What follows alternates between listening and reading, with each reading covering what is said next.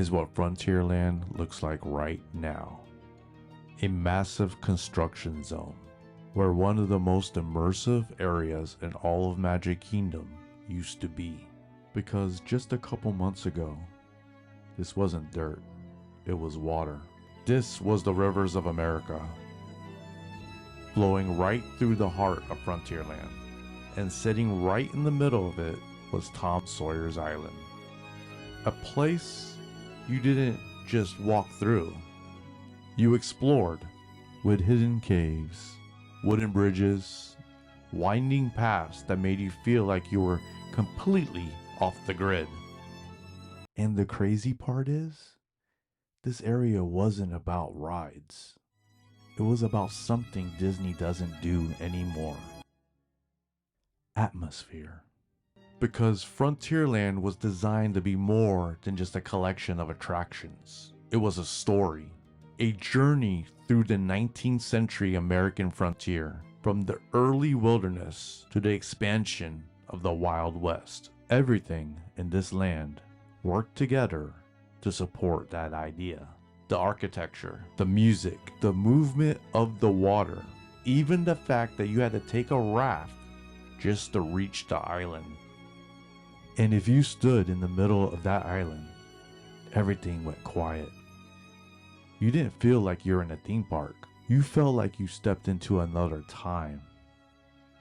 And now, that entire experience is gone. The rivers have been drained. The island has been leveled. And in its place, Disney is building something completely different. Something that on paper sounds exciting, but when you really look at it, it might not belong here at all. But what if Disney's right? What if tearing out part of Frontierland actually makes Magic Kingdom better? Because as much as I love Tom Sawyer's Island, let's be honest, for a lot of guests, it was overlooked, skipped, sometimes completely empty. This wasn't exactly a headline attraction. It wasn't drawing 4-hour waits. It wasn't pulling people across the park. And Disney knows that. Because Disney doesn't just build lands anymore, they build magnets, experiences people plan vacations around. And that's where Piston Peak starts to make sense. A land inspired by Cars, one of Pixar's most beloved worlds, with recognizable characters, big family appeal, and the kind of built-in audience Disney loves.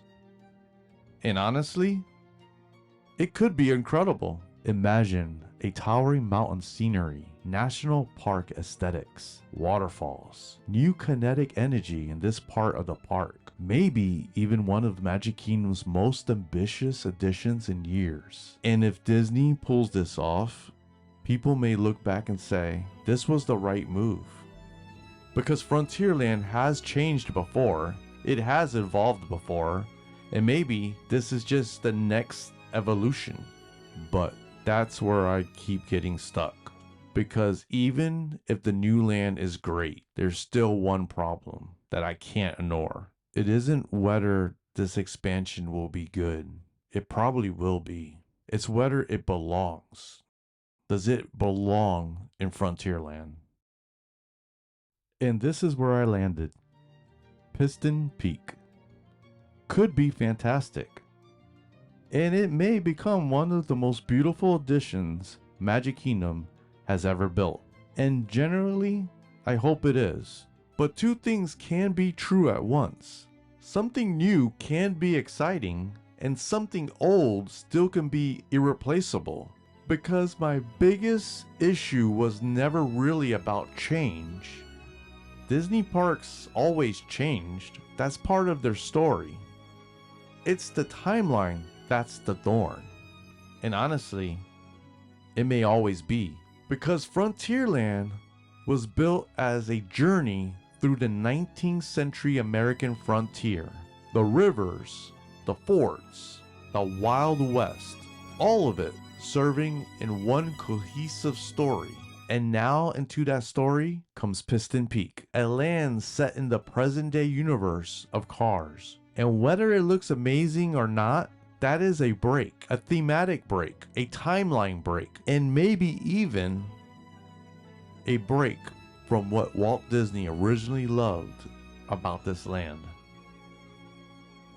And that part won't be forgotten, maybe not forgiven either, because once you drain the rivers of America, once the island is gone, you can't put the toothpaste back in the tube. But it's happening. And at some point, all you can do is hope Disney proves the skeptics wrong. Hope they honor what was here.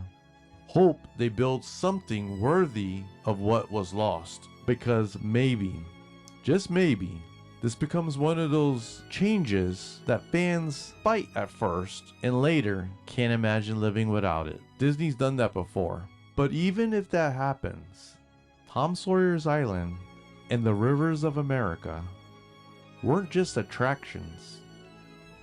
They were part of the Frontierland's soul, and that absence would always be felt. So the question isn't whether Piston Peak will be great. It's whether Frontierland will still be Frontierland.